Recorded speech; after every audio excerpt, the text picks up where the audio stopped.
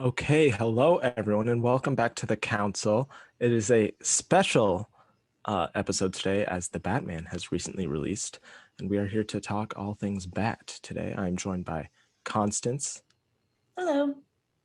Natalia, Hello. and Antony to talk some Batman. Hey everyone.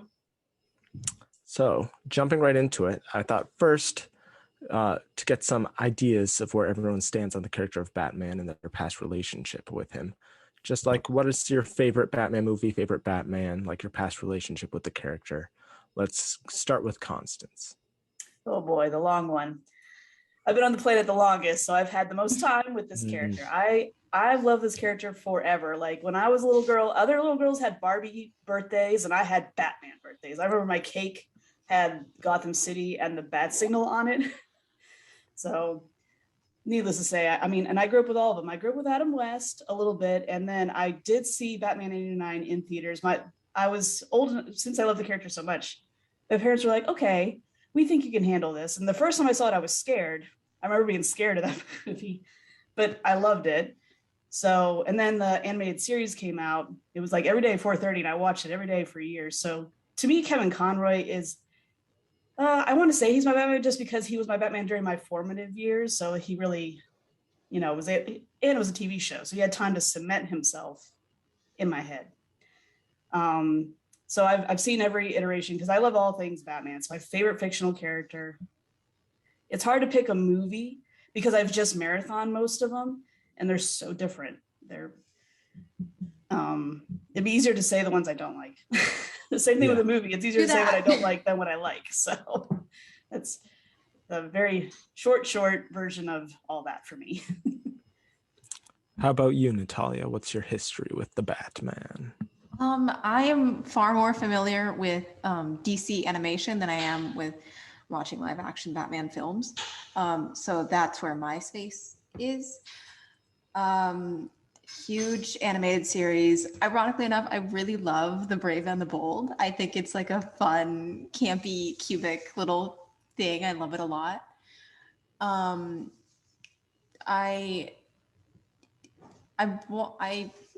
This is a lot harder. I don't know. It's really fun to watch all of these TV shows and see it shapes the exact same character in so many different ways. So when I would watch,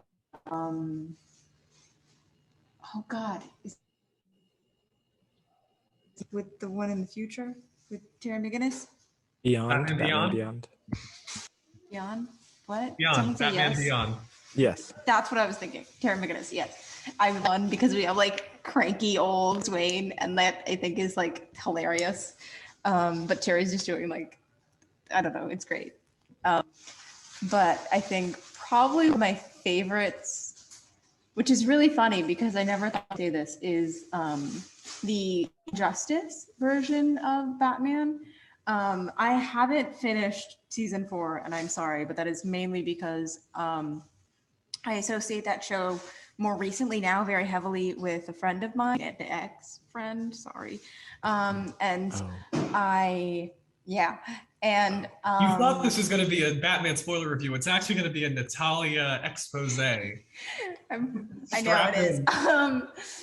Yeah. Some DC but I associate that with that friend, and because of that, I have very heavy emotions with that show now. So it's like, it's really difficult for me to finish that show. But anyway, that version of the Batman, because it's like, he's such a dick. But I love him so much because we don't really get a whole lot of the detective-y part of it. We just get like the very tactical, like ding kind of Batman. And I think that's really fun and rare, all things considered. Okay, that's it. Nice. Animation is my thing. How about you, Antony? So Batman has always been, second to probably Spider-Man, my favorite superhero. I really grew up loving his comics, whether it be Batman Year One, or I've read The Killing Joke a couple times, or The Long Halloween. I think Batman comics, coming from a love of mystery and mystery stories like Sherlock, I really enjoyed that. I think Batman, being the world's greatest detective, has always been a really fun world to really get into. Uh, I remember going to the Dark Knight Rises triple feature on its opening night. I think I slept through half of it because I was 10. But I do love that original trilogy. Though I'm not the biggest fan of Batman 1989, I love Batman Returns. And Michelle Pfeiffer is just wonderful in that film. As is, Michael Keaton's great in everything.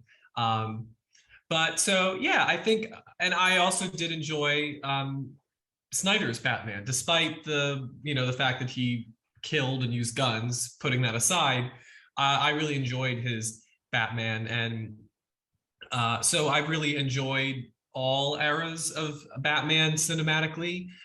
And I guess if I were to pick a favorite, it used to be The Dark Knight. Get into that. Character development. Yeah. For me, I think the first Batman movie I saw in theaters would technically be Batman versus Superman, because I didn't see any of the Dark Knight. I saw Dark Knight probably sacrilegiously on a car ride for the first time on my iPad, so that was a fun experience. The way Christopher Nolan intended. That's the way he intended it. Yeah, exactly. But I did really like those movies. Those would probably be my favorite. I'm not really as much into the campy previous movies of Batman.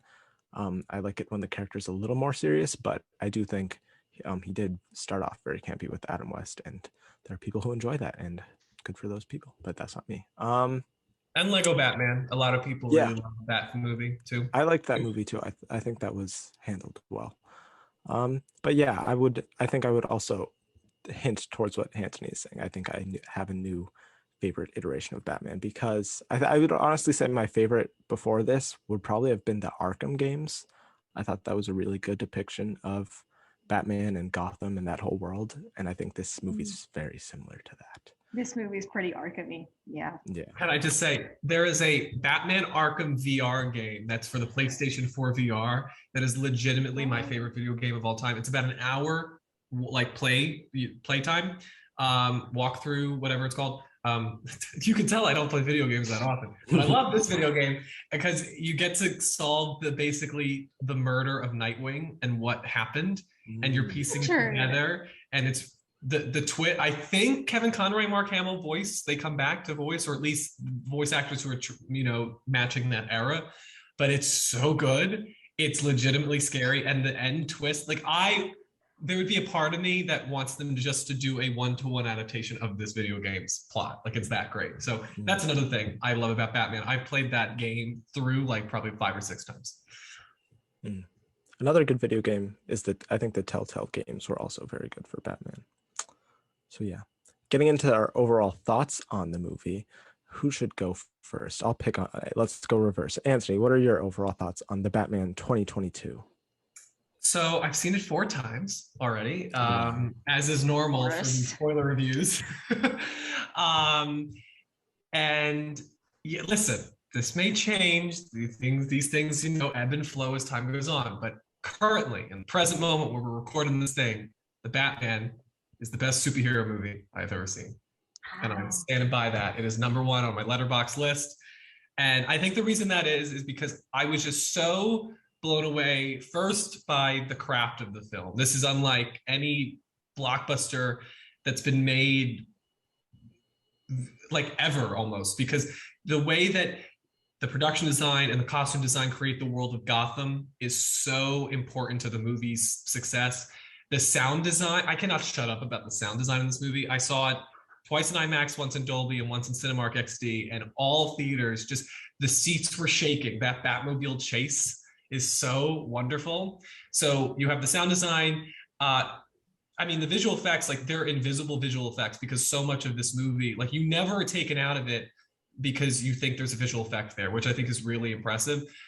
Greg Fraser, who I think is the heir apparent to Roger Deakins, is just, his work here is so exquisitely beautiful. And for a movie that has a lot of darkness, he finds subtle ways to create visual variety.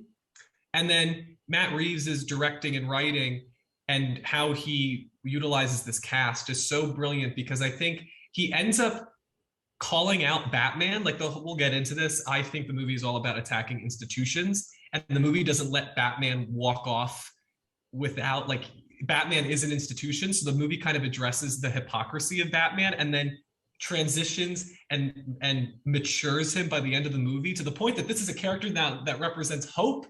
It just, the one I was watching was like, are you really doing this? And so I was blown away. I love the movie more every time I watch it. It does not feel like 3 hours. It feels like an hour and a half, honestly. So yeah, I honestly did not believe I love this movie as much as I do, and I can't wait to watch it again. Mm-hmm. Very good.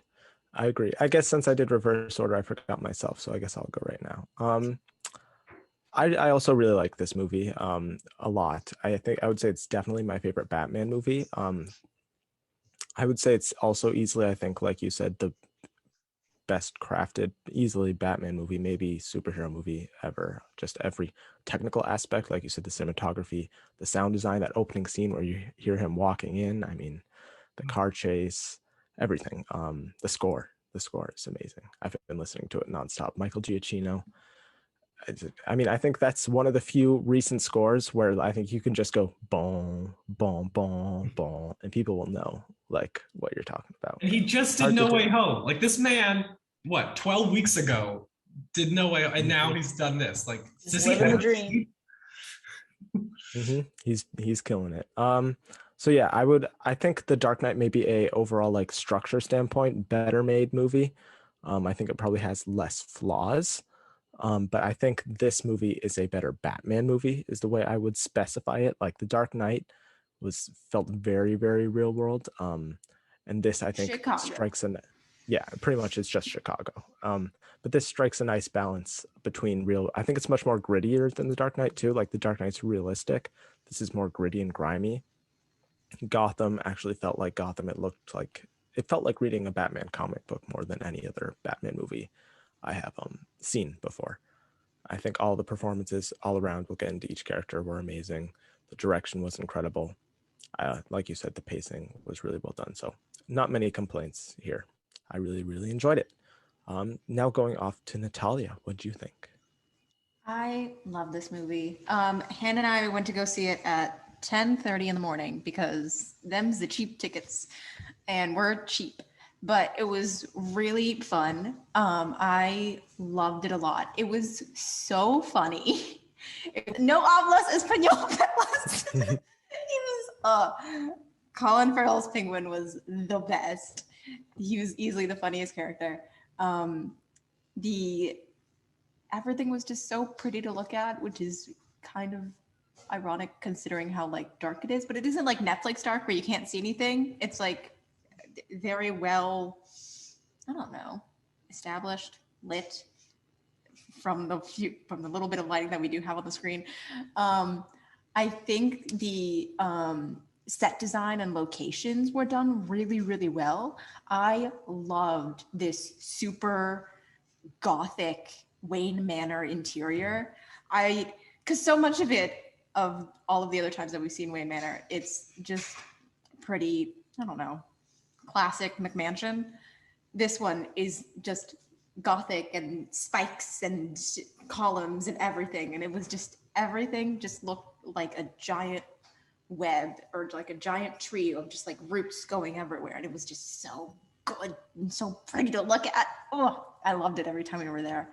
I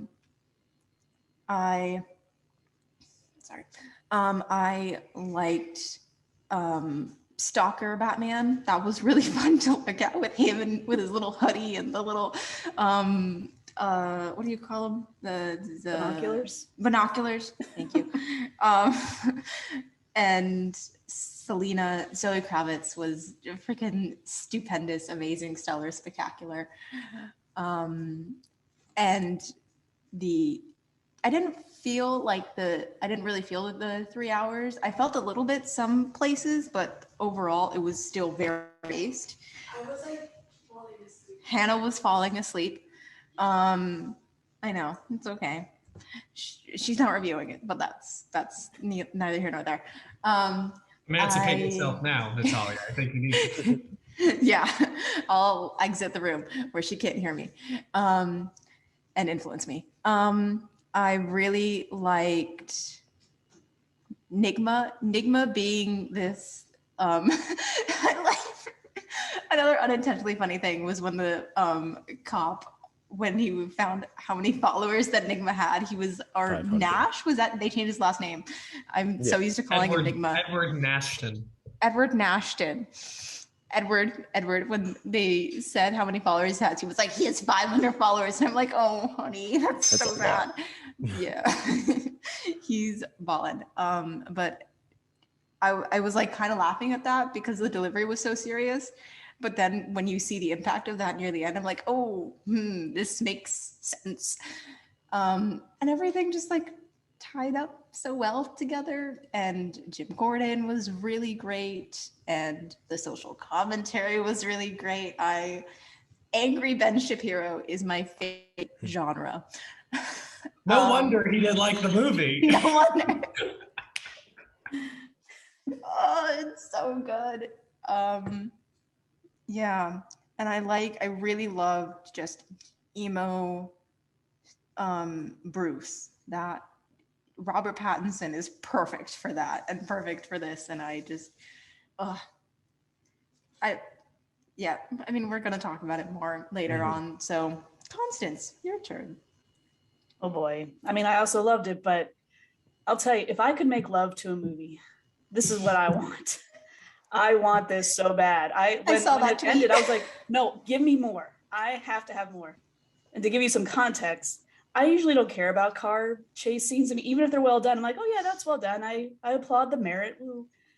But in the beginning, when he's just revving it up and we shoot the penguin and he's making the face and we're going back to the Batmobile, and it's such a tease. I was just sitting there like, oh my God, this is like foreplay. I love it. It's so good. Cinematic foreplay brought to you by Matt Reeves. I mean, I've never responded to a car anything the way I did that. I can't believe. Watch Teton. I was about to say. I can't believe it. I did not realize I was gonna love. I mean, I love Batman. I'm like, right. No, even if it sucks, I'm gonna at least like it. But I can't believe how much I love this movie. I mean, I have seen this movie more times than Antony. I'm not gonna say how many more, but more. I don't do that. I usually see a movie twice. So. And I'm not done. I'm going back. No, we need to hear this, Constance. Yeah. Outdo him. You have a family. How did you get away from them? I had 3 days off, Friday, Saturday, and Sunday. So you've seen it. I don't want to say. You're gonna say more than 4. No, come on. Outdo Antony. So weird. I don't want to say. Come on. No, I'm gonna keep you in suspense for just a little bit. We'll come back to that. Give us a riddle, and then we'll have to solve it. Oh, I'm not witty like that. I'm not Enigma smart. We'll give you a little time to think of it. Okay. Starting off with, we're going to go character by character now. Give our quick thoughts on each of them. We have to start off with, of course, the title character, the Batman, / Bruce Wayne. Not much Bruce Wayne in this movie. I know people have had issues with the way he's portrayed, like he's emo Bruce Wayne. I liked the way Matt Reeves described it, like he's like a recluse, like rock star. And he hasn't. The hair shows that. Yeah, he's very early in his Batman career, so he hasn't established this persona yet. I think he probably will. I don't think it'll be exactly the Bruce Wayne we expect from the comics, but I think it'll be a little closer to it. But I do think he's still very much recovering and kind of like an alien to humanity. And I liked the way Robert Pattinson played that. So I liked his Bruce Wayne, but he was Batman for most of this movie. And I just got to say that eye acting, like, is incredible. The way I think it's really pronounced too. Like you can see this Batman's eyes much more than I think you could see any others. And I can't think of a specific scene, but there were so many moments where you could just see in his eyes, like all of his emotions. And he just did an incredible job. I would say he's my favorite Batman now. I think pretty definitively. I think he is the most accurate. And he, I think, probably gave the best performance of any Batman in any movie. Because in this movie, unlike in many others, the villain, I wouldn't say like completely steals the spotlight from him. Like in The Dark Knight, I would say Joker pretty much steals the spotlight completely from Christian Bale's Batman. But I do think this is a more Batman-focused movie, and I enjoyed that very much so. So going reverse order again, Constance, what are your thoughts on the Batman Well, slash I Bruce Wayne. agree. To talk about something a little different, because I don't want us to all feel like, oh, we're going to say the same thing 4 times. I don't think it's a problem to have the Bruce Wayne Batman ratio because of that whole other movies like Batman Begins, because that's an origin story. You have a lot of Bruce Wayne. And I think that works too in a different way. I don't think there's anything wrong with having less Bruce Wayne, especially because his current state of mind is so the mission that he doesn't want to be Bruce Wayne. But I do think by the end, he learns that Bruce Wayne is a tool and he's going to have to find a way to, hone in on that. So if we do get more movies or whatever they do next, we'll get it later. So I'm okay with it coming later because this is in a different headspace. So that's what I want to say. That I think is a little different. Mm-hmm. Bruce Wayne is truly the mask in this one, as you can tell. How about you, Natalia? Any thoughts on the Batman slash Bruce? The Batman to Bruce ratio, absolutely solid. I liked the lack of Bruce because it really honed in to why he wasn't doing a whole lot of Brucing. And it was a lot of the great systematic things of this movie, which is the massive corruption, and his lack of involvement in that showed, and also because he's just so, like Constance said, heavily focused on the mission, and I think that's great. And one of the openings, well, I wanted to say this in the beginning, but I forgot. But the opening of when everyone was just looking up at the signal and they all started running away, and then to the shadows. Oh, great, amazing monologue opening.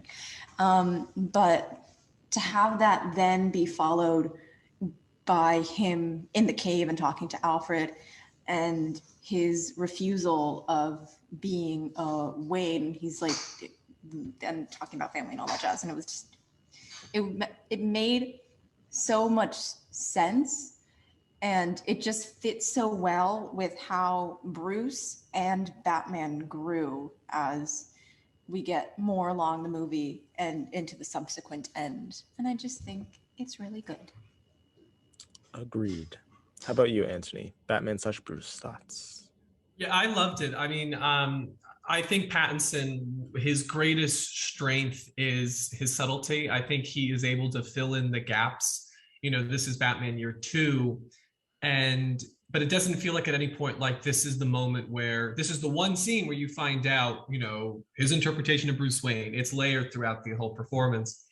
And we can talk about this later in terms of the overall theme of the movie, but I think there's a lot of trust going on throughout this whole process. And I think Reeves and Pattinson trust you to see these moments. What I love about Bruce in this is that they approach it as if he's been in a state of arrested development since his parents' death. And he's never really approached the Wayne-ness in him the same way. I love the scene when Alfred gives him the cufflinks, and you can see that he's afraid of attachment to the Wayne name as seen in his apprehensive nature towards putting them on. And I really like that approach because it not only, if you were linked to that legacy and then trauma was associated with it, you would have a difficult time exploring that, especially given that this is a younger Bruce Wayne. I like that, he's closer to the death than some of the other cinematic Batmans. Everything about his character I thought really, really worked. And I also think that we saw him fail a lot, and I like that. I like the part when he's about to jump off the police station roof, and you can see he gets scared. He's like, "Oh my God, what am I about to do?" And then he tries to land, and he gets hit by that overpass. I think the fact that we can get into this, he finds out that the Riddler knows that he's Bruce Wayne. I'm gonna stand by that. I think the Riddler is messing with him. And you can see that there's genuine fear in him. And so also, I think I timed this out. We find out that the Rata Alada riddle, I think an hour into the movie, maybe relatively early. Yeah. I think maybe 45 minutes in. And it takes about another 45 minutes before we get to, I think, Falcone, that who is the referencing. So the fact that, the movie spends 45 minutes with them chasing down wrong leads it's not, we talked about this in our Uncharted review. One of my biggest faults with that movie is that they just automatically knew all the answers to every puzzle, and you didn't see them work for it. This movie, they work for it and they fail. And that humanity is what I think has always been a defining characteristic of Batman Bruce Wayne. It's why I always say that I think it's interesting that the most Marvel of the characters in the DC canon is the most popular, because I do think out of all of them, Batman is the most grounded and the most relatable. And so to me, that's what I always loved about him. And I think that's what this movie captures at its soul, is the true innocence and the loss of innocence that is a part of the Batman character. Yes. So we all liked it, as you can tell. Well, very positive fest here. Next, let's talk about Zoe Kravitz's Catwoman. I guess I can start.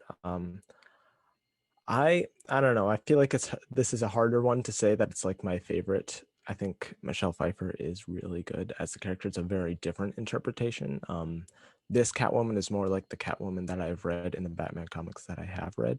Less campy, a little more grounded. But I mean, when you have a character like Batman who is very like low level, like very doesn't show much subtle, I think that particularly emphasizes like her and her character. I think she just has this like movie star factor where like you're automatically, your eyes are drawn to her. I think she did a really good job. I think she's also kind of like the heart of the movie in a lot of ways with her arc. I loved all her different outfits and looks. Yeah, I just thought she did a really good job. Did we mention we finally seeing the eyeshadow that he puts on as Bruce Wayne in our Bruce Wayne section? To emphasize the eyes. Yeah, emo I Batman. really like that. But no, I mean it's been a plot hole in these movies. Like we never see it, so I like that we got to see him. Raccoon eyes. And also, I think my friend pointed this out, that whenever he wears the suits as Bruce Wayne, it's kind of oversized, as if he's a child in his father's suit. So that's another thing. Jacqueline Duran, who did, I think, Little Women and a couple of other movies, Pride and Prejudice, maybe. She did the costume design here.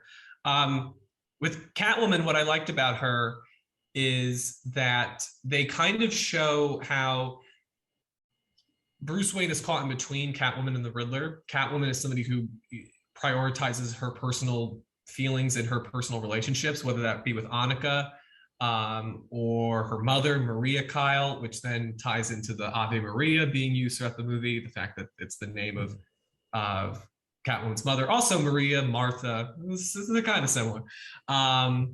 But so she, you know, as we see in the 44 Below scene, you know, when the DA's friend brings up Annika and she's like, I'm here for Annika, I'm not here for your mission, Batman. Compare that to Riddler, who's kind of just like, let's let everything explode. It doesn't matter, you know, your associations or your, you know, what you're tied to, everything goes, everything is destroyed.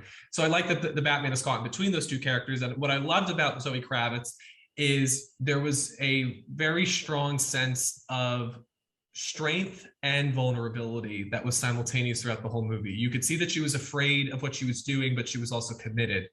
All the scenes with her and Falcone, I think, show this.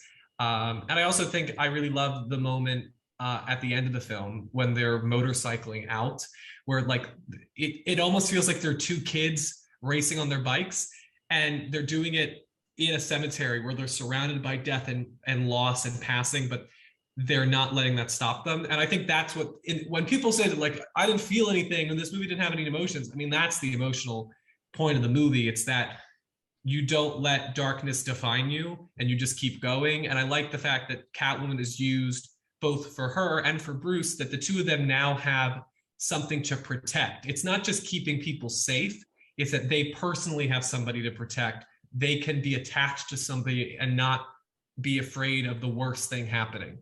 So I liked her a lot. I do agree. I think Michelle Pfeiffer is iconic in Batman Returns, and it's hard for me to let go of that performance. But I also think Catwoman, and what I love about this maybe most of all, is that it's set up that she's a secondary lead in this trilogy, we're assuming is a trilogy.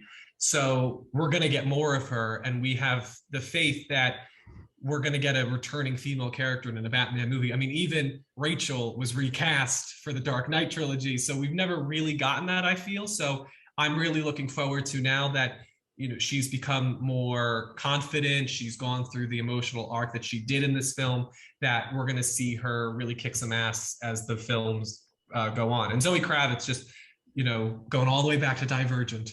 And you know, in 2014, she's really come a long way. And there was this lovely tweet that her father, Lenny Kravitz, tweeted out. She said, like, he was like, "This is the moment. I'm so happy for you." And it's just really sweet. And I think she definitely owns the role. Yeah, I really loved it. And also, what do we think? I think this was, as far as LGBT representation goes in mass media, I thought this was a positive. Bisexual Catwoman, you love to see it. Yeah. Mm-hmm. So I'm glad. I mean, they throw in the line where, like, she's just a kid. So, like, I guess you could take it that way if you're in, like, you know. I don't know if you call your friends like baby and stuff, though. Yeah. I mean, she calls two people baby, and that's Batman and that's Annika. So I think it's pretty clear. I'd be surprised if anybody could derive another meaning. It's like, no, they're Chandler and Joey. They're just really good friends. Yeah. Hug a lot. Don't think so.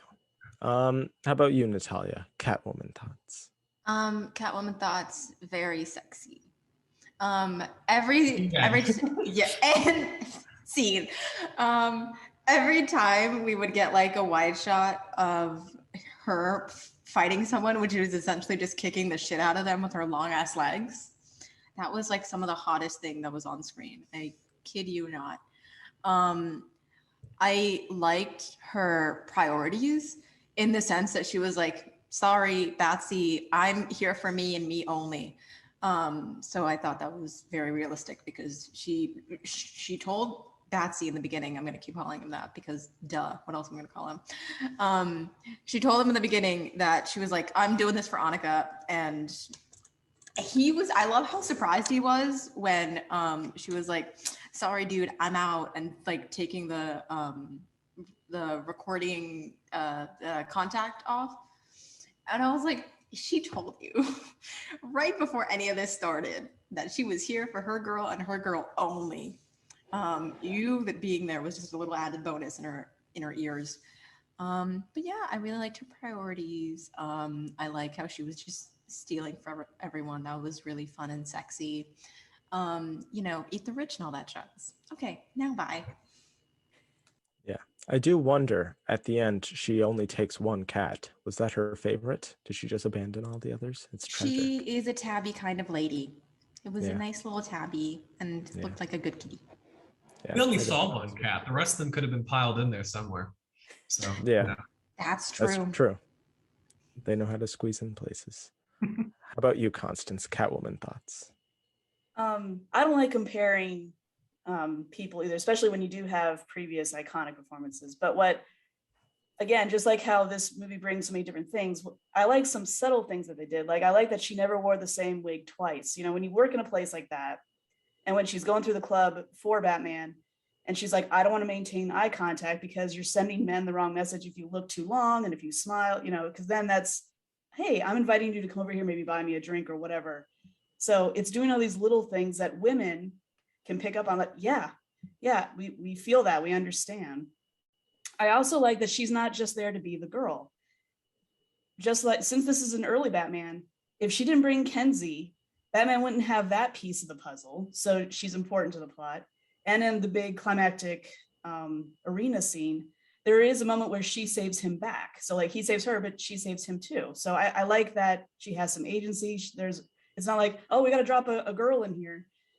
She feels like she belongs there. It's not just tokenism. So I really appreciate all that, on top of everything that you guys have already said. Yeah. And the chemistry between the two, I know some people said it wasn't there. I thought it was really there. I thought this was one of the most sexiest and like horny comic book movies we have gotten in a while. I mean, because we get mostly Marvel movies and that's not really in any of them. So and I the thought promotion? That was a nice factor. Those two went to the Oscar Isaac school of eye fucking your castmate. Yep, they are flirting. Yep. Mm-hmm. You're welcome, Antony. Next up, another person who we would all like to have dinner with, Paul Denno as the Riddler. I was very scared you were about to say Colin Farrell's Penguin. Yeah, I'd honestly rather have dinner with him than Paul Dano as the Riddler, to be honest. Keep me Really, away from the Riddler, man. yeah, 10-foot pole. yeah, yeah. I thought he did a really good job here. I thought, especially with the mask. I mean, that opening scene when the light like flickers and then you see him behind. I mean, that was just like an incredible start. It was amazing. Which he uses shadows just like Batman. We can get into this, but I love how they show The parallels. the parallels between them. Yeah. Yeah. Yeah, I thought, and especially at the end, when he is unmasked and he's in Arkham Asylum and he like is realizing that Batman isn't like his buddy and he's having like this emotional breakdown in front of him. I thought Paul Dano did a really good job. And the whole like Twitch like streamer, like I am also friends with like these other people who feel like outcasts and like they want to like be violent to like, I don't know. It's very real world, that to a point where it's kind of like scary. Like this happened like in January 6th and stuff like that. Don't forget It's to just- it like, was- comment, and subscribe so then we can Yeah. buy more detonators. Yeah. Yeah. I did, and because they kept those side comments on for a long time, I was like, that was, I think, the initial hint. Because at first it didn't seem like they were joining to help him, but then you look at those comments and it's like, oh, they're talking about buying guns and masks and stuff. And it shows you someone with even 500 followers can have some impact. My one complaint is I do think his riddles were relatively easy. Like I figured pretty much all of them out, especially the first one, like he lies still. That was like relatively easy. I would have preferred something where it's like I'm kind of like working it with Batman, and then it's like, oh dang, how did you figure that out? You're really smart, Batman. But instead, I was like, okay, it's not Penguin. You know, this other guy's last name is Falcon. You know, yeah. But that's really my only complaint. But what are your thoughts, Antony, on the Riddler? Well, I don't know, man. I guess I'm just so in tune with the movie that I can never figure these things out. Like, I remember like when Avengers Endgame came out, like it should have dawned on us earlier that Hawkeye and Black Widow were going to Soul World or were going to Vormir, and one of them was going to have to die. But I was so locked in that I didn't really realize that until she's jumping off that cliff. So with the riddles, I didn't solve them, but maybe because I was like the sound design that I just couldn't dedicate my mind to like he lies still. But yeah, I loved Paul Dano. He is a tremendous actor. I got to see him on Broadway, and I met him, and he in a show with Ethan Hawke. It was a really great show, and his interrogation scene was the best scene in the movie for me. I just was so floored by his acting, and this was the scene. So this is what my viewing experience was like on the first screening. Where once I realized, and it was about the time that the DA is strapped with the bomb, I realized that the movie is kind of having this theme of attacking institutions. But then I was worried. I'm like, well, doesn't that make your main character a walking hypocrisy? Because if an 80-plus-year-old character is deemed the moral high ground, like that it's so contradictory. And so I was worried. We get to this scene and we get to him calling Batman out on, you know, if you lead through fear, that's what's going to happen. That's going to be your legacy. And I like that the movie kind of calls on that. And the direction here where Robert Pattinson starts banging the partition, the glass, and he's not going to break it because he'll never break it. If you're going to lead this lifestyle, you're never going to stop him because that will outlast you. And so the fact that scene was doing that, and now I'll post this, I think he did know who Bruce Wayne was, and I think he was playing with him. I think it was very clear on his collage wall. There was too many pictures of Bruce Wayne next to I know who the real you is that I think he was playing with him. And yeah, the whole Paul Dano scene, like I don't like to, you know, I'm very careful with the hyperbolic sentences. But it did remind me of the interrogation scene in the Dark Knight. I think they're comparable scenes, and I think he gives a comparable performance. The whole thing, I was just so the fact that he is a comic book villain, like the scene, like the still of the question mark in the coffee, like that is a comic book frame, and so the Riddler can represent that, and yet can also be this very sinister, very diabolical figure. He really, really impressed me. And I think this is a weird comparison, very similar to Mahershala Ali in Moonlight, who isn't in the movie that long. You feel his presence throughout, even when he's not on the screen. And I think that is attributed to Paul Dano's work, that you feel him the entire movie. From the opening scene, going back and watching the movie the second time, realizing that it's his POV that you're watching through the binoculars of the opening scene. Like, I thought it was Batman the first time I watched the movie, but then no, it's Riddler. He's about to go into the house and kill the mayor. So like, even then you could sense like the way the camera moves, like you just feel his presence. And I think that speaks to a really great villain. So I'll ask you, do you think the Riddler in fact knows Bruce Wayne as Batman?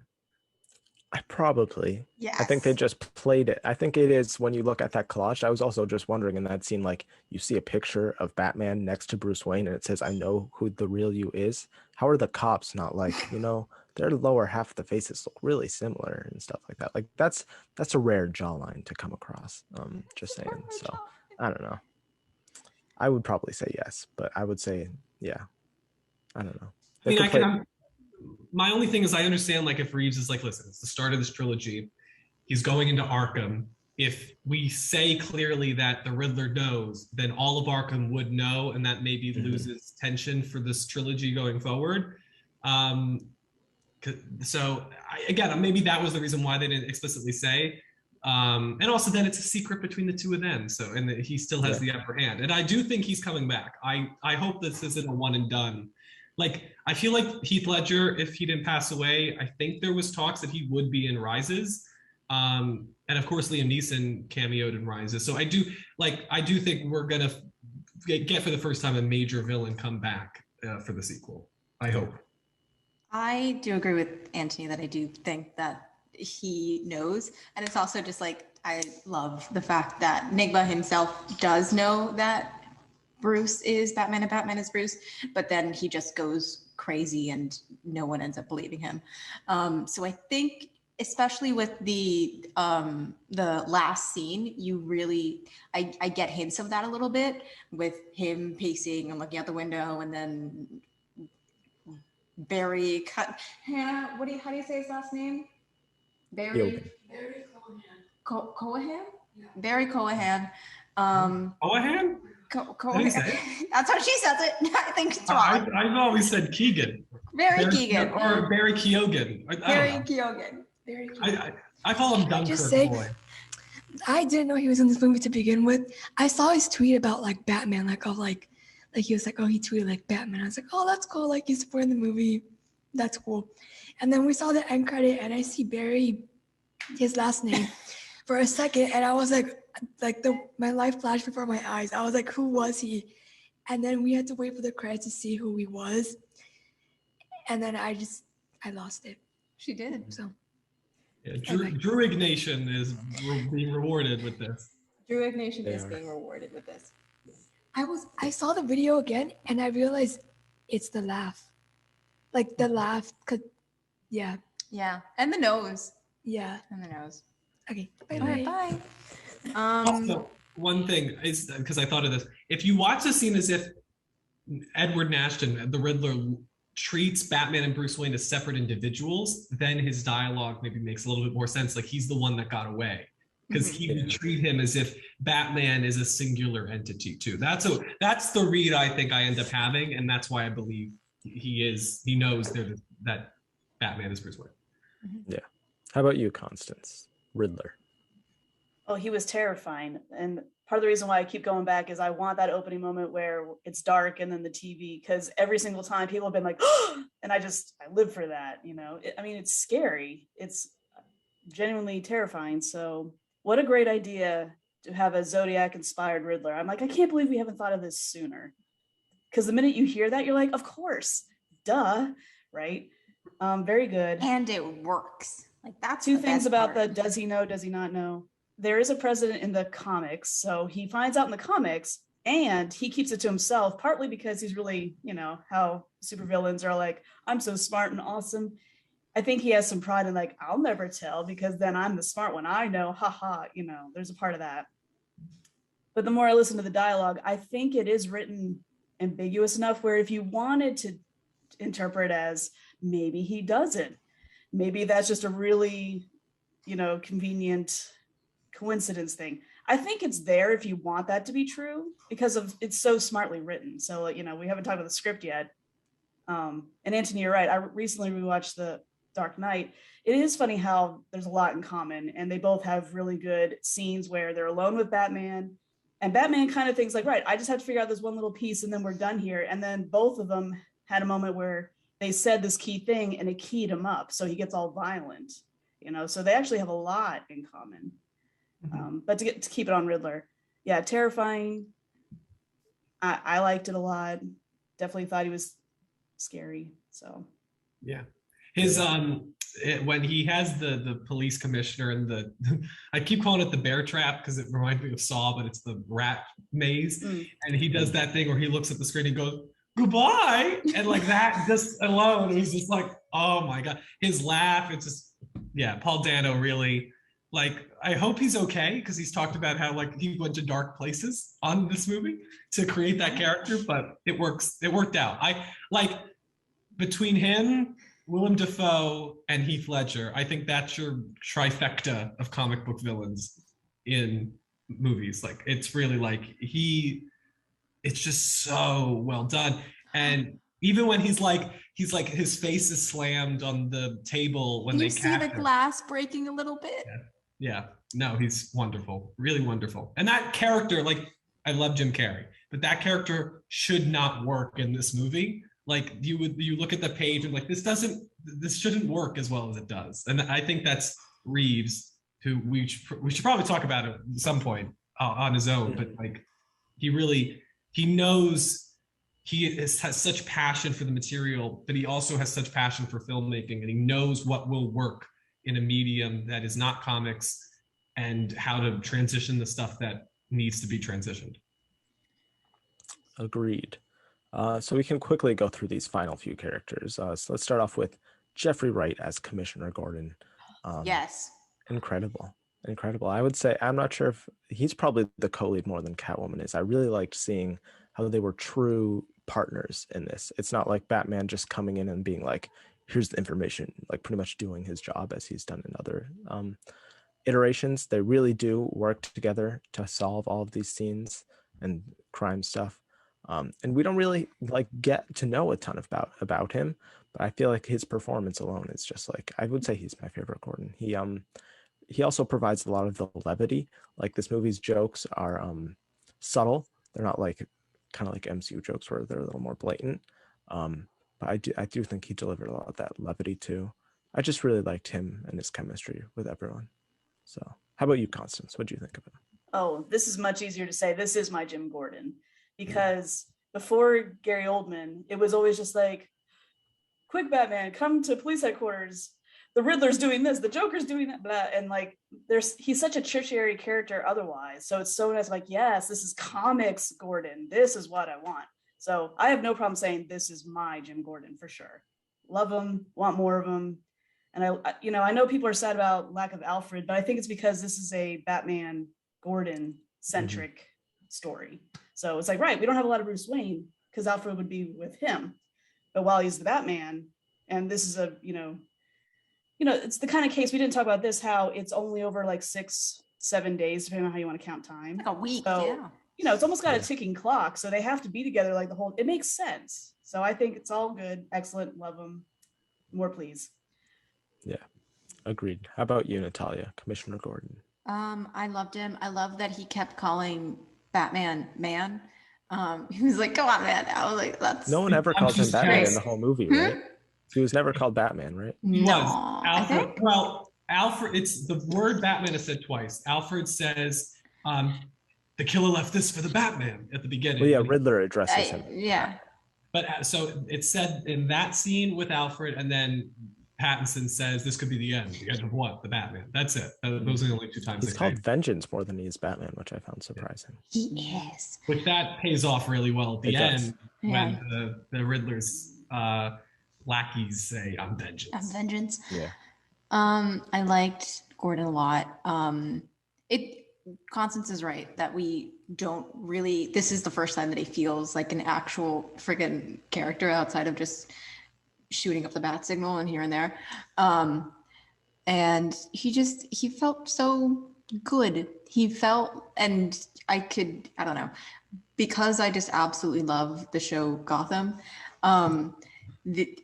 to see a young Gordon in that show and to see a slightly older but not commissioner yet, and he's still a detective, it's just so great to see that hierarchy and how he's still kind of like afraid and kind of hesitant on doing the things that he's doing with Batsy.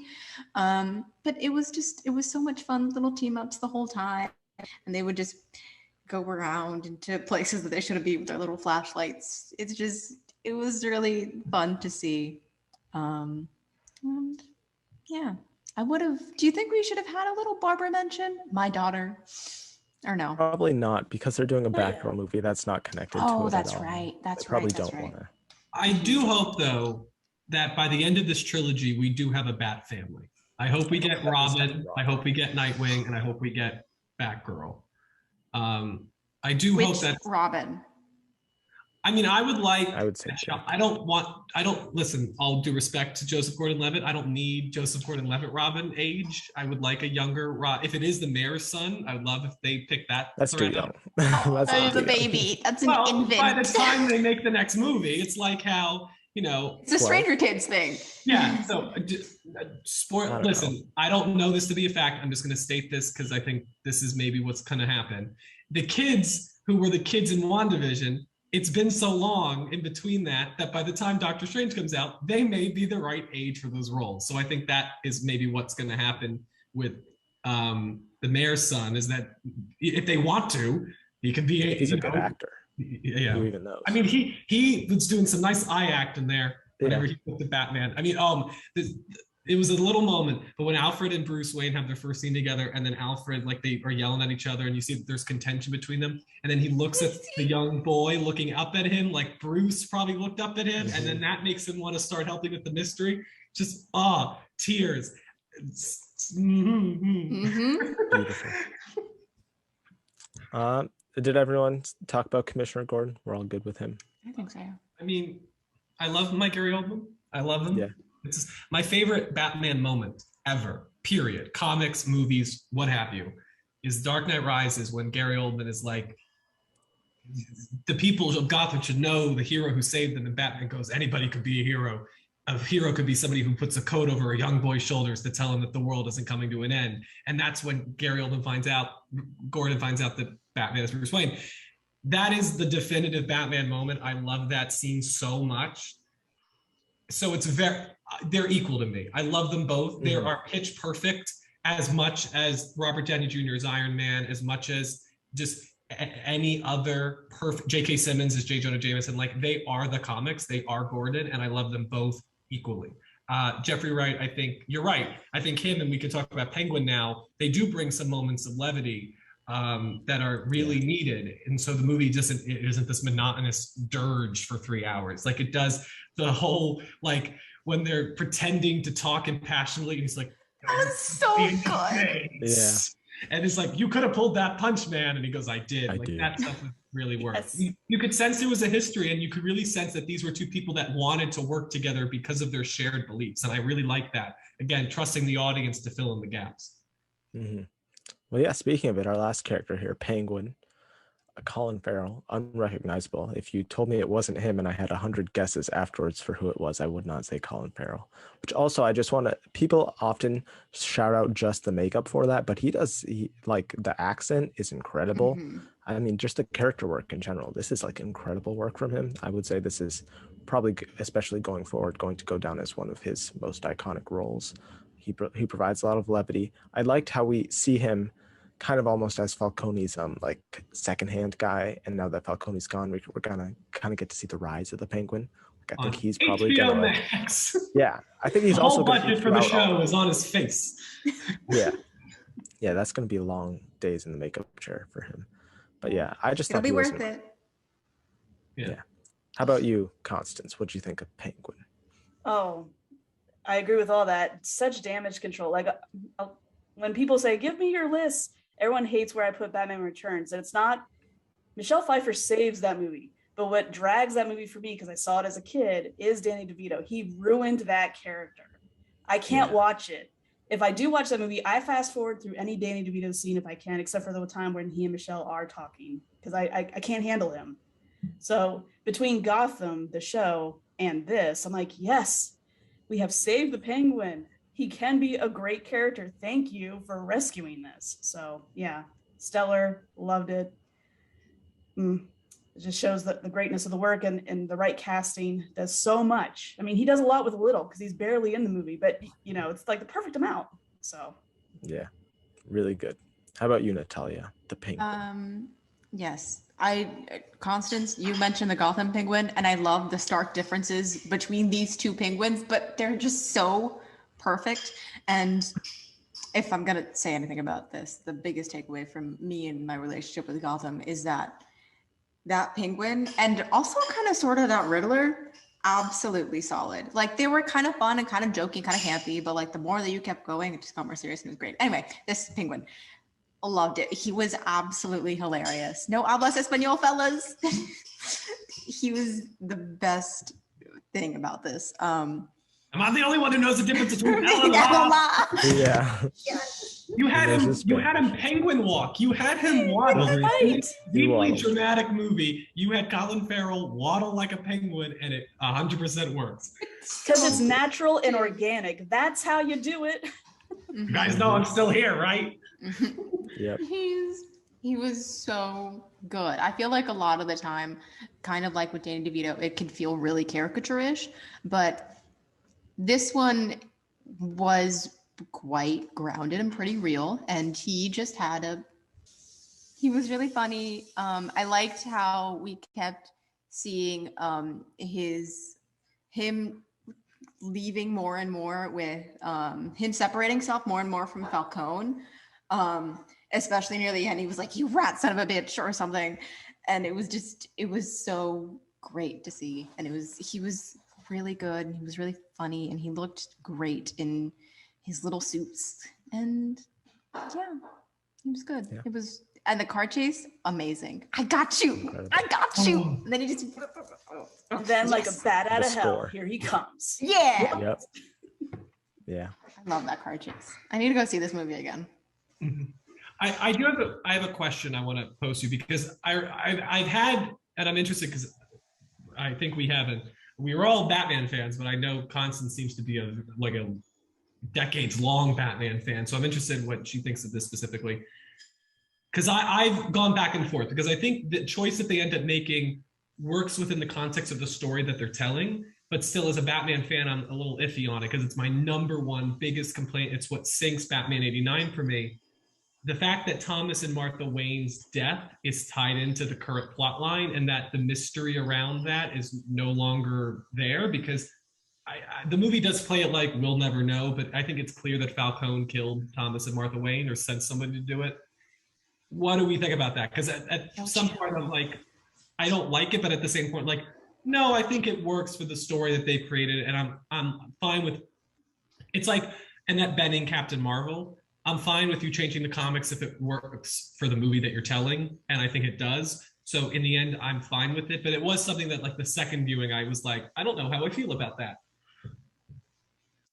I will say that first of all, I'm just happy that we didn't open with a death of the parents. That was very refreshing to me. Oh my God, then leave. That was really refreshing. So much about Natalia's life in this episode. I know. I really like that. The thing that I liked the most about this was that we got to see the Martha is in Arkham, and that I think is one of the greatest things to ever happen to Martha as a character, because she almost a lot of the time, before that happened pretty recently-ish in the comics, she was just kind of Martha Wayne, and that's it.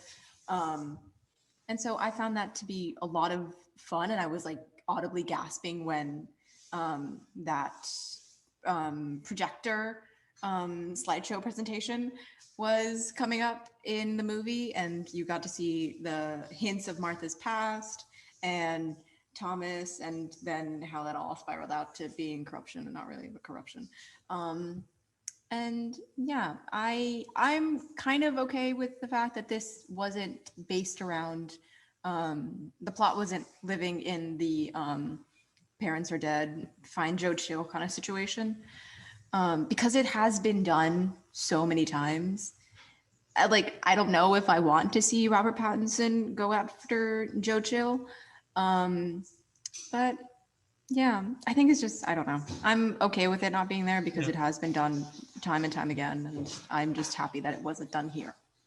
I see it more as like, as you get older, you learn the truth about your parents. And I like that, you know, Alfred says your father was a good man. And it's about reconciling these contradictory images because you're learning about these people from people who have different perspectives of them. At the same time, you're learning about your own memories of your childhood perspective of them. So in that context, again, I think it works, and it delves into the whole attacking institutions thing where he attacks the legacy of your family and the protection your family gives you. So I was fine with it, but just as a longtime Batman fan, especially because I had the Joker killing Thomas and Martha Wayne in '89 Batman was such a big issue for me that when it happened here, I'm like, am I being a hypocrite now? Because I really don't. I hated that part of '89, and I'm just like, but do I hate it here? And maybe it's because it's better supported too.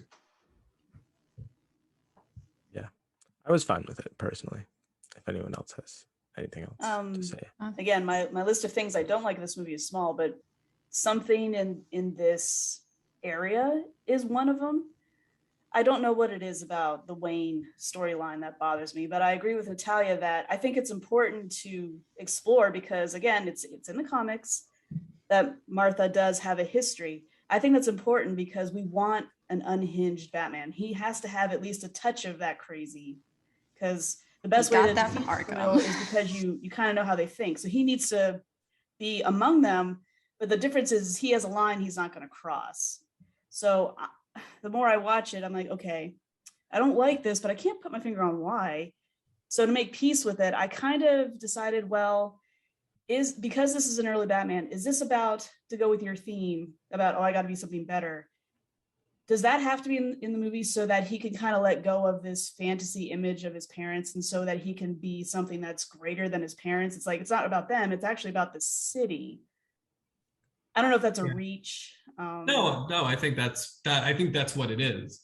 Yeah, maybe also because it was the pinball effect of like Falcone tells him that Maroni killed the parents, and then the next scene is Alfred telling him that Falcone killed his parents. So maybe it was just like, again, the smallest flaw that there is, the Falcone parts of it. John Turturro was fine. I really liked him in the movie, and especially when he like hits Zoe Kravitz with the pool table. I'm like, oh man. So like he was good in the movie, and I think he was a very like icky evil.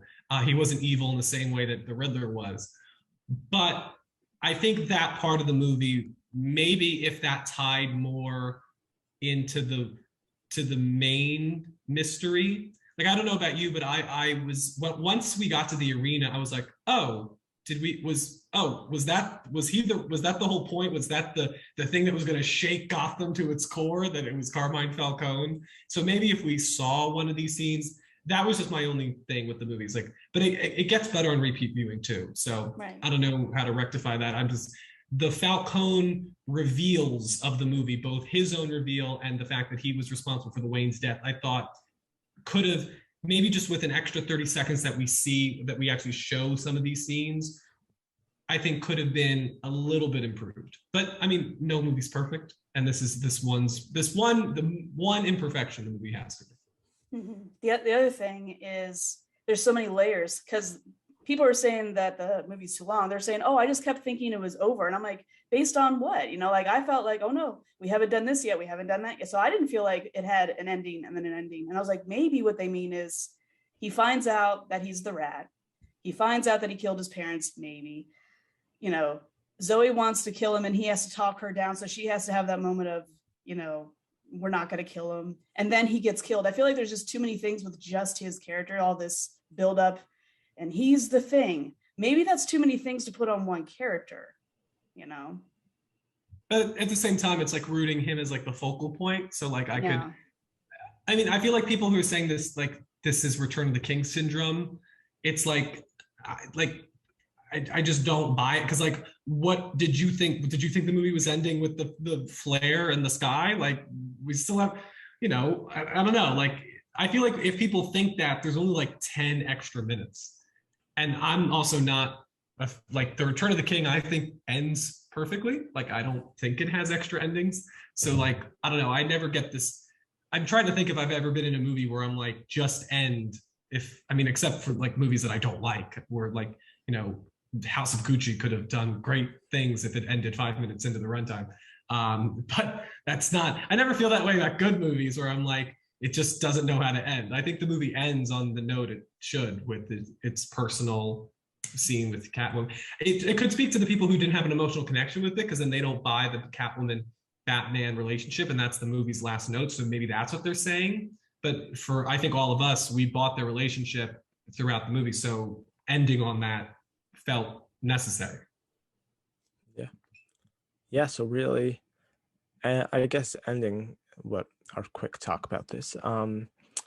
Anything you disliked or nitpicks? I know we kind of got into it a little bit there. I would say my major one would probably be this movie is very, like we said, gritty, realistic, down to earth. It feels very real, and there are moments that kind of pulls me out of that, like when he is skydiving and he like, He looked like a little hits the flying bridge. squirrel. Yeah, he hits the bridge, he hits a car, and then he like rolls over, and it's like, and then he just gets up and he's like, ow. And then the next scene he's back to like fighting people. It's like, okay, I don't know if I quite believe that. Kind of like in Black Widow.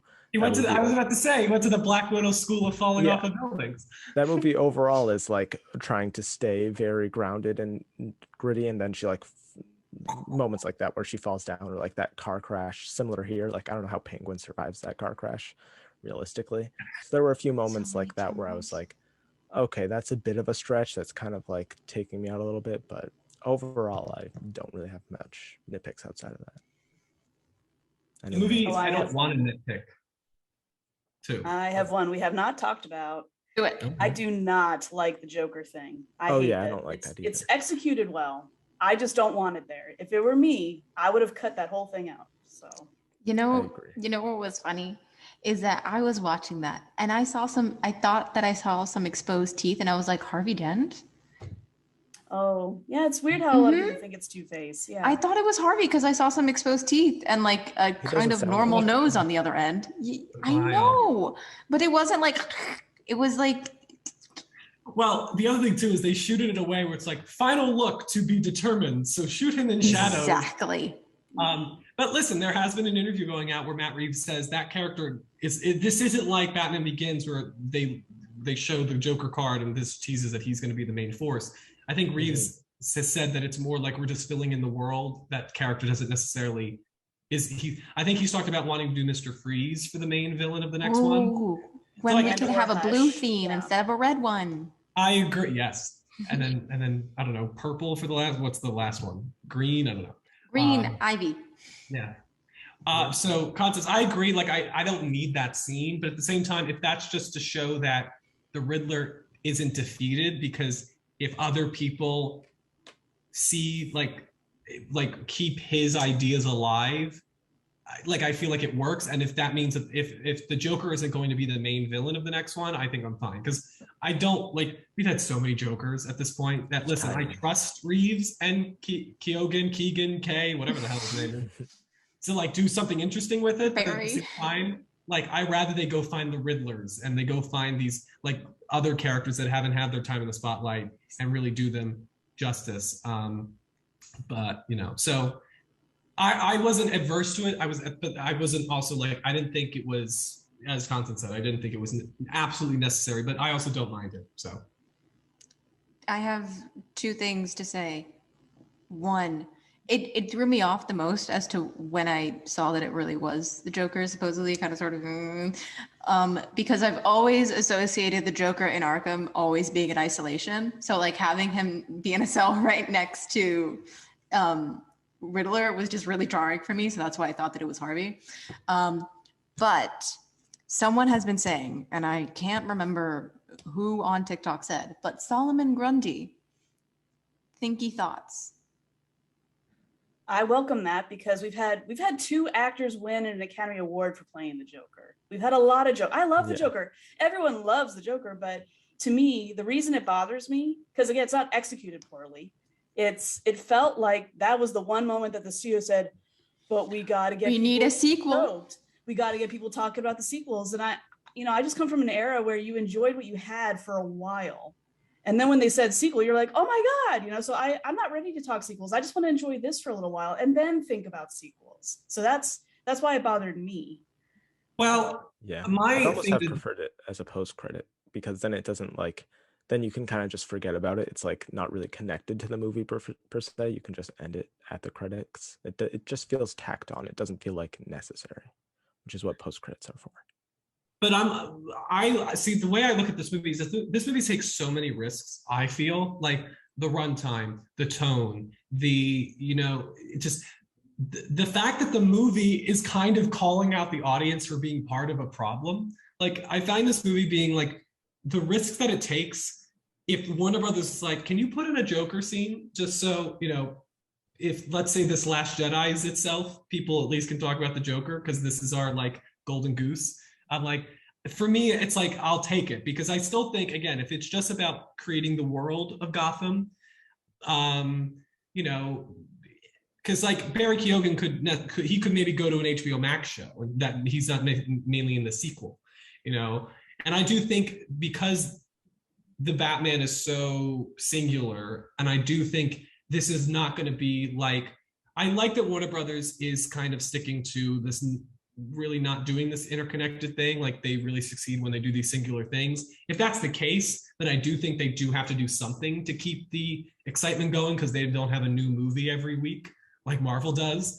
So again, I'm fine with it because I do think that the movie as a whole takes so many risks that if they want to throw in a Joker as like a safety net, the movie talks about safety nets. I was fine with it, and I still think it was a fun scene to see the Riddler and Joker for the first time interact cinematically. Mm-hmm. Yeah. Maybe it'll age better. So maybe years from now, when whatever happens next happens, maybe I can look at that differently. So maybe it's just too soon to make up my mind. But for right now, I'm like, ugh.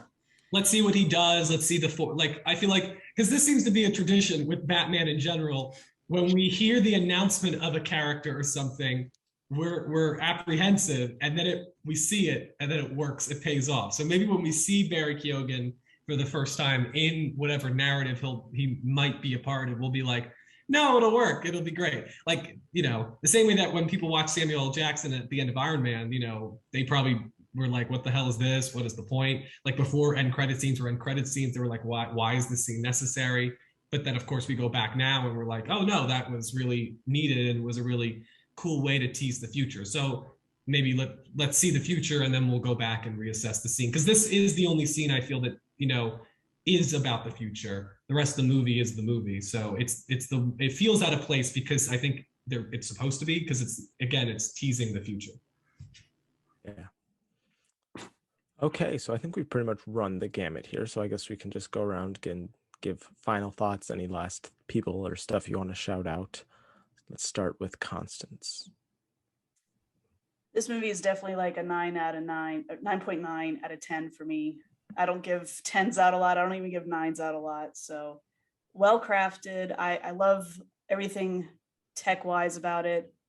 I love the quantity of Batman in this movie, because other movies, they use them sparingly and effectively, but I had no idea you could spend so much time with the character and not get sick of them. I'm shocked by that. So my own reaction to this is surprising to myself. It's a good time. All right, I saw it 7 times already, but I'm going to see it more. I was going to ask. I was like, there's one riddle we didn't solve yet. It's almost a day. One more showing and you'll be a day's worth of Batman, 24 hours. I did that for The Last Jedi, Constance, so I know how you feel. And I'm not done. Mm-hmm. Another screening tomorrow. No, I gotta do grown-up things, but next weekend. Yeah. If Jack and I finish our indie spirit reaction, I might go see tonight, so we'll see. Yeah. once more. Oh, right. It's early for you. You changed Yeah. time zones.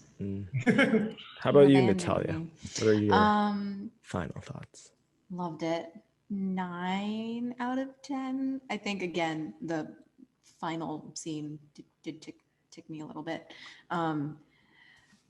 And I don't know. I was gonna say something. Ooh, the one of the last few scenes atop the stadium when he's holding that young girl and just everything, and he's giving the monologue of hope, and he has I changed. have had an impact here. Yes, I made an actual impact. I'm no longer in the shadows, and the sun is rising, and it was just so good.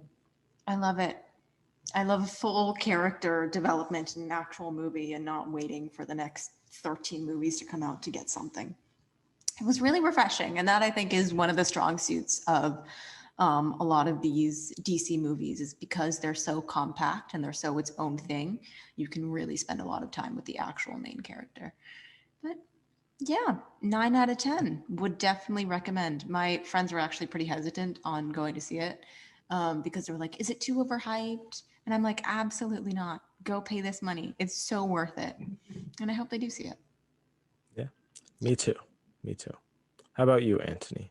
Final thoughts? Yeah, this conversation has further cemented my love for this movie. I really applaud a lot of the directions that Reeves goes in. I think you can really sense that this is a creative vision from a group of people who feel very passionate about what they're telling. I think that this is probably the most comics accurate comic book movie I've seen. It's it's up there with like Raimi's Spider-Man 2 for me. And yeah, the only last note is that, again, we alluded to it earlier. I'm just really impressed with the fact that the movie makes Batman become a symbol of hope, which is usually Superman's thing, and now it's his thing, which we see visually represented with the bat signal at the end of the movie being seen in like the afternoon light when the sun is still out, compared to always being shown in darkness. And the fact that the movie does that and it feels organic is, I think, the greatest testament that the movie takes chances, it matures Batman, it deconstructs him and redefines him for this era. And I think that's needed. I really love that people aren't afraid to take these characters and test them and push their limits. And yeah, we're in a wonderful time for comic book movies, and I think blockbusters in general. I think we're getting a lot of smart, entertaining, thrilling films. This being, of course, one of them. It was funny. I'll wrap up in a sec. But one of my friends who somehow had not seen No Way Home yet asked to go see it last night after the Batman, and it was almost sold out, and people were cheering like it was opening night. And I was just like, we have a movie that perfectly represents DC and a movie that perfectly represents Marvel within 12 weeks. And I just think that's, if you're a fan of these materials, I think that's pretty freaking phenomenal. And except for Morbius, I'm very excited for this trend to continue with Doctor Strange and Thor and Black Adam and The Flash. I mean, Michael Keaton is coming back as Batman in the same year that we're getting this perfect version of Batman. I mean, we're very blessed. And Spider-Man Across the Spider-Verse, like, we're going to be eating good for the rest of this year. Batman has started us off on a wonderful, wonderful year for blockbuster content. Indeed. I'd probably give it a 9 out of 10 as well. I feel like pretty much all of my thoughts have been put out there. So yeah. That's the Batman. Oh, I gave it a 10. Did I not say the number? No, 10. you didn't. Yeah. It started as a 9.4. The second viewing brought it to a 9.5, and now it's at a 10 because if it's the best superhero movie of all time, it's in my top 50 favorite movies of all time, which means that it's a 10. So that's how that works. As you can tell, I think we all liked the movie. So we would recommend you go check it out. Hopefully you didn't listen to this if you haven't seen it. Oh yeah, don't do that. That's not nice. No. It's 9.3 is our average. I think, 9.3 is our average rating for the council. That's a very high grade. Yeah. So thank you all for listening and watching. Hope you enjoyed the Batman as well. Yeah. So thank you all for listening, and goodbye. Yeah. Bye. Bye. Goodbye.